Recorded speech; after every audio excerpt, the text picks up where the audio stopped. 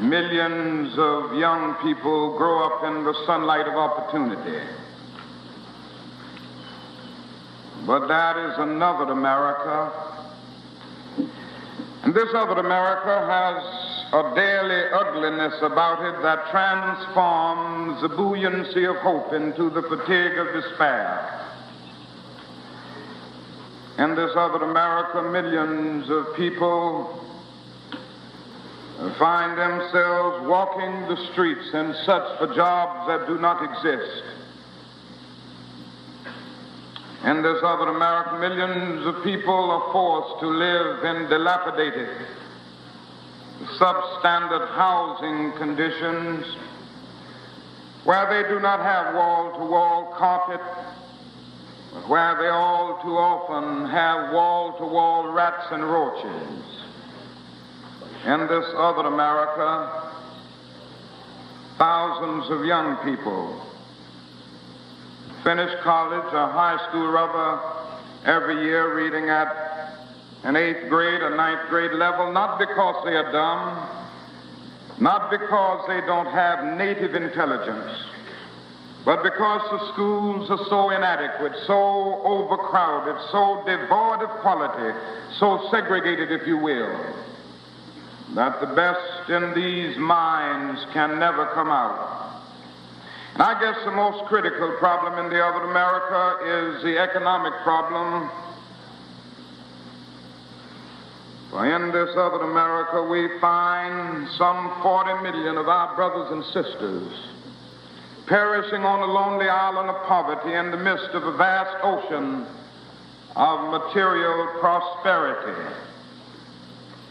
Unemployment is still wide in the black community, and I need not pause to give the figures. They are before us every day. Now, unemployment is not the only problem. Underemployment is just as great or even greater. For most of the poverty-stricken people in our country are working every day, but they are making wages so inadequate that they cannot begin to function in the mainstream of the economic life of the nation.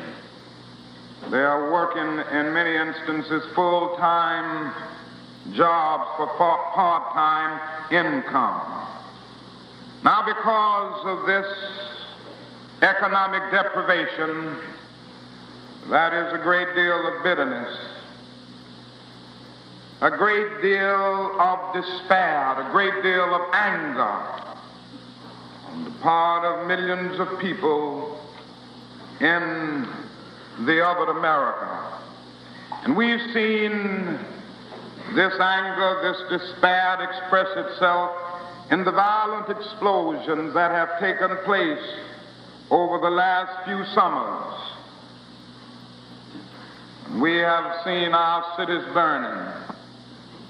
We have seen all of the agony and all of the tension as a result of all of this. But what we must also say as we look at this, that somehow we must find the causal basis. Everybody knows that, or who knows me, knows that I'm committed to nonviolence, and I still believe that nonviolence is the most potent weapon available to the Negro in his struggle for freedom and justice. But it is not enough for me to say that. It is not enough for one to stand up and condemn a riot. It is just as necessary for people of goodwill and concern to vigorously condemn the intolerable conditions that continue to exist in our society. Somewhere we must come to see that a riot is the language of the unheard.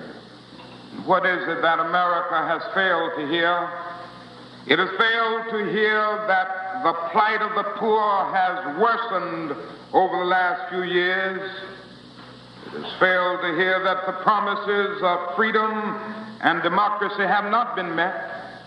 It has failed to hear that large segments of white society are more concerned about tranquility and the status quo and about justice and humanity. Now, every year at about this time, our newspapers and our televisions and people in general start talking about the long, hot summer ahead. And what always bothers me is the fact that the long, hot summer has always been preceded by a long, cold winter. And the problem is the nation hadn't done enough with its winters. It has not used its winters creatively enough to develop the programs and the massive concern that will solve the great problems that we face. And so it is necessary to say that our nation's summers of riots are still caused by our nation's winters of delay.